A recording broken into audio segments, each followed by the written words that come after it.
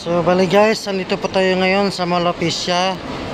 So titingnan na natin yung scale model natin sa project natin na Short Tree Residences. So ito po yung scale model natin. Yan, Short Tree. Then dito sa harap na to, ito po yung pre-sailing area. Ito yun sa left side. Ito naman yung Tower 3. Ito naman sa kanan is Tower 4. So itong mga building na to is nakaharap siya sa Mall of Asia. So pre-selling po ito siya guys. Bali buo na po yung building. Actually by next year po on turnover nito. So may kunti na lang matatapos para for RFO na. So makikita mo itong building na to. Yan.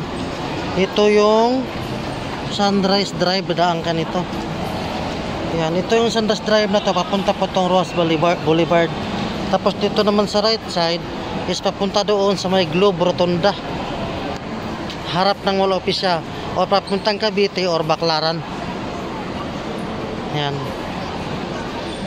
So sa ngayon hindi po na muna nilagyan ng building itong Tower 3 at 4 para sa kadahilan ng pag may inquire makikita nila yung floor plan at saka layout ng unit at saka yung development niya. So ito po, napakaganda yung project natin. Napakamaraming amenities. So maraming nag-i-invest dito guys, buhat ng good for business like Airbnb staycation at mga rental business, at saka maganda rin siya titirhan. So ito yung Tower 1 at Tower 2. Tower 1 ito po. Doon sa kabila Tower 2. So may amenities pa sa gitna oh. Ito naman may amenities din. So ito yung side na to is facing ng Makati. Facing to ng TAF or Makati. So buo na to. Yan.